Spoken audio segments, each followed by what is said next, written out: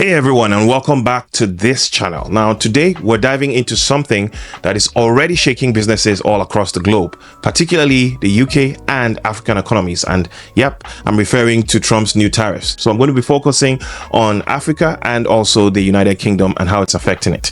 So firstly, what's actually happening? Recently, Trump slapped a 10% tariff on imports from countries he claims are unfairly benefiting from US markets. The UK got hit.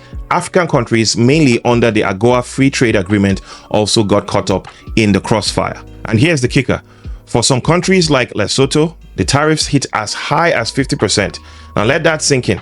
50%. So what is AGOA? AGOA, or the African Growth and Opportunity Act, was enacted by the United States in the year 2000.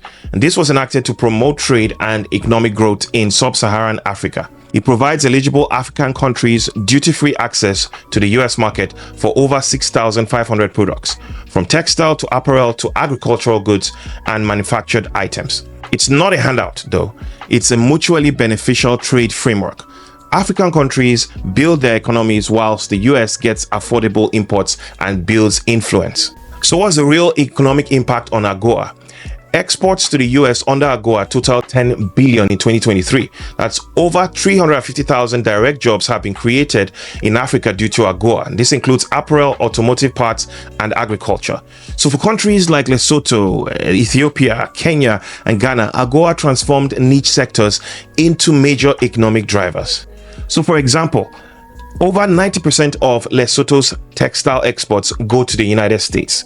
The sector employs nearly 45,000 people, most of them women. Now, many of whom are the primary breadwinners of their families. Now, without AGOA, profit margins will collapse because tariffs make African-made goods non-competitive in US markets. Now, this is why I think Trump's tariffs will undermine AGOA. Trump's new tariffs doesn't formally cancel AGOA, but it overrides it in practice. By placing 50% tariffs on countries like Lesotho or Ethiopia, the US is essentially saying we're no longer honoring the benefits of AGOA as we initially promised. Clearly, this is devastating for economies like that. And AGOA exports are price sensitive. A 50% tariff wipes out the competitive edge completely.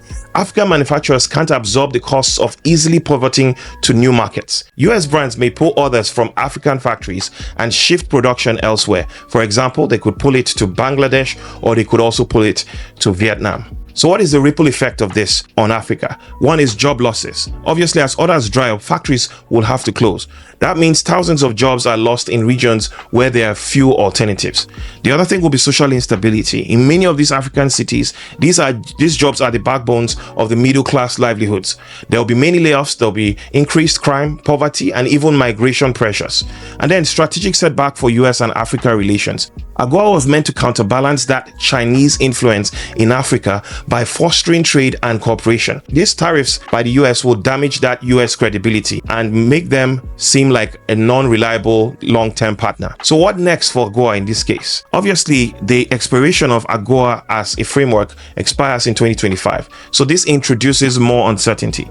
Some African leaders are lobbying Congress to restore tariff-free access and reinforce AGOA ahead of renewal talks. Obviously, this throws that out of the window. Now, others are pivoting towards the EU and are building intra-African trade under what we call the African Continental Free Trade Area. Now, imagine if you're a mother in Ethiopia who just lost her job because your factory can't afford to ship jeans to the US anymore, or a factory manager in Ghana who just canceled 100 orders because Levi's pulled out overnight. That's what the death of AGOA feels like on the ground. So let's talk about the United Kingdom. Now, how does this affect the United Kingdom? Now, you might think big players like Jaguar Land Rover could weather this, but even they are struggling. You might not be aware, but JLR has paused all exports to the US this month. Why? Because their vehicles are now subject to a 25% import tax. That's a massive blow to the margins. But it's not just the big names. Recently, we spoke to a small manufacturer exporter in Kent. Now, they sell handmade goods to the US. Now, what they said was that these tariffs would wipe out their entire US market. It's not even worth shipping anymore. They're exact words. And this data that we see today backs this up. The survey by the Institute of Directors says 37% of exporters will expect revenue to drop in the next quarter. The UK trade deficit with the US could widen by 1.2 billion in the next 12 months if these tariffs remain in place. So why does this even matter? So here's the bigger picture. UK businesses are likely to lose one of their biggest export markets. African nations are likely to lose one of their few industrial growth opportunities, while US consumers are likely to pay more for goods that used to be affordable. Lose, lose, lose. Personally, I think this isn't just trade war politics anymore. It's an economic collateral damage. And for the United Kingdom, already post-Brexit and trying to rebuild global trade ties, this is a setback we could not afford. Certainly not one Africa could afford either. Well, in my opinion, I believe that this isn't about agreeing or disagreeing with Trump. It's about the real world consequences.